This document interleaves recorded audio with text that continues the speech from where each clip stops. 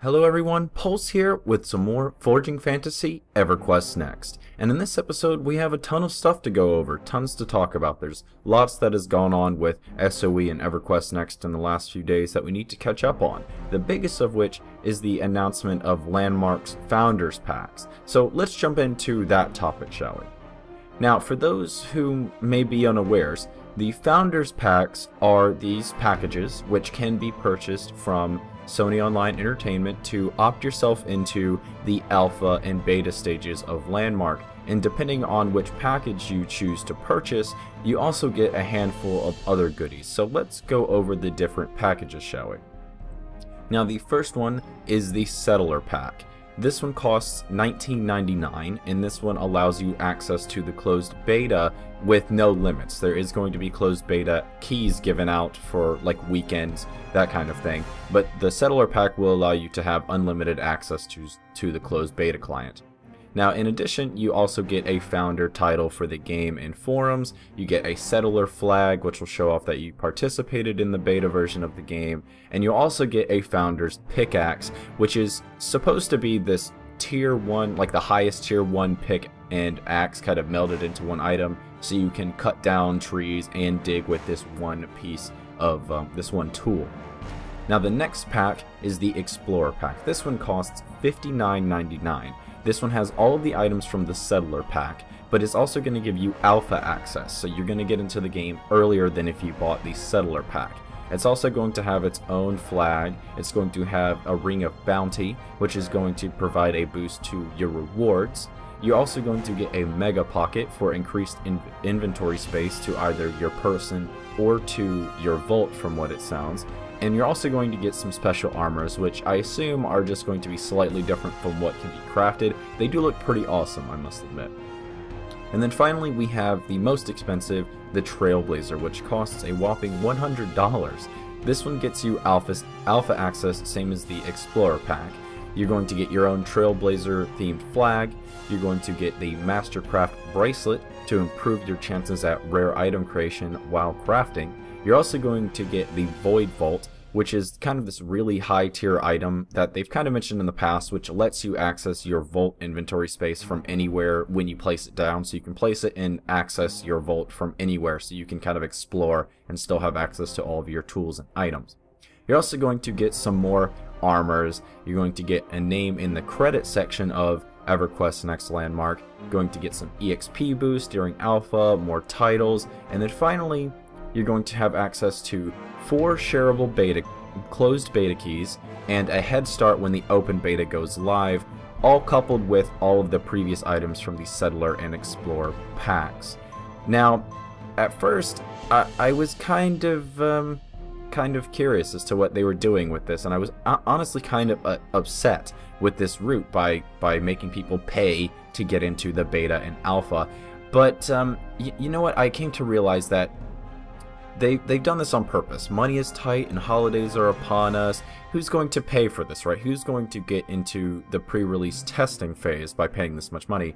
And then I came to kind of put it together that they've deliberately done this in a way to kind of keep out the, I'll give it a try minded individuals. They want to keep those kinds of people out. They instead want to get just mostly the die-hard fans and the players that will give legitimate feedback to the developer, if for no other reason than to constitute the cost of paying for getting into the alpha, and to a lesser extent, I suppose, the beta as well. It's actually kind of brilliant, and when I gave it some thought, I realized this is something that indie devs are doing as well. Planetary Annihilation is a pretty good example. It's pretty well known. I believe it's maybe not anymore, but it was $70 to opt into the pre-release of that game.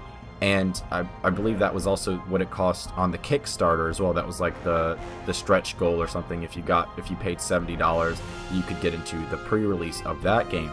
Now, I'm not really a fan of this buy-to-play pre-release content, especially because this game is free to play, or at least it's supposed to be.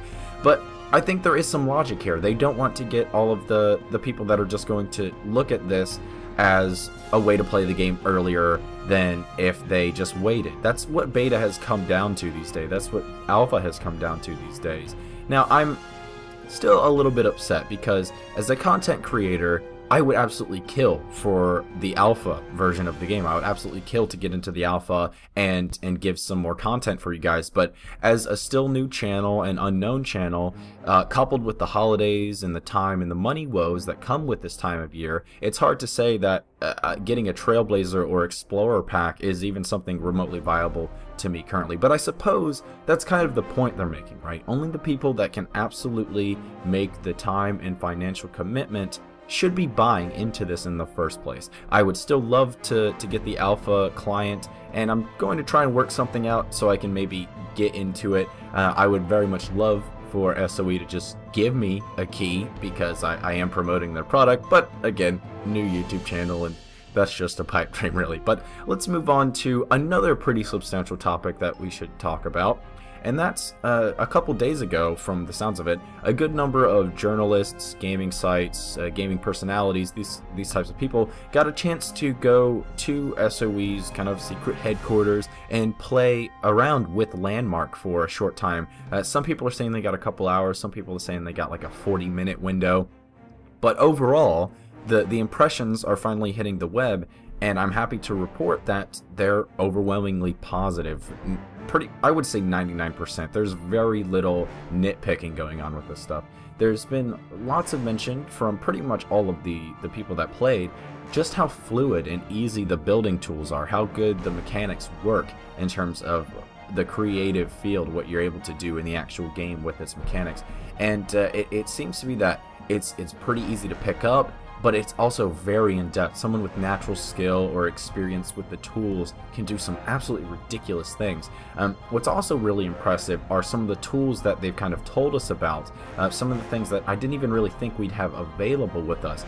I mean, one example that was really cool is the selection tool, which is essentially the same as what you'd have in a 3D modeling software, where you just have your selection box and you click a large area, you just drag the mouse around and pick whatever you want to, and then you can interact with that space by adding, deleting, painting, smoothing, pretty much anything you can think of in that space that you've selected.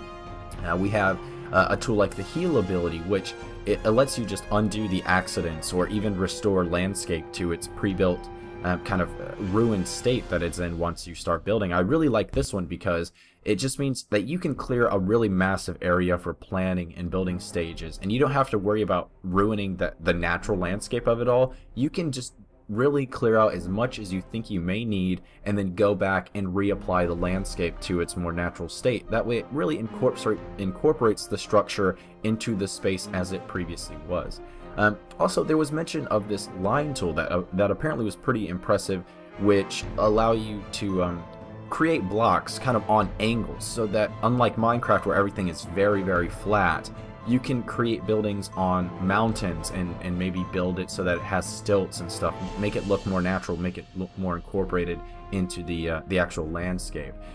From everything I've read, pretty much everything you can think of can be done. I mean, there's been examples of, like, somebody did a giant ass ice cream cone, and somebody was talking about how they kind of didn't really feel like doing a typical house or hobbit hole, which a lot of other people were doing, so they dug down deep into the earth and put out this large sphere and then applied like a lava texture to it and some lighting, so that he kind of had this man-made sun underground or on the opposite side of the game world.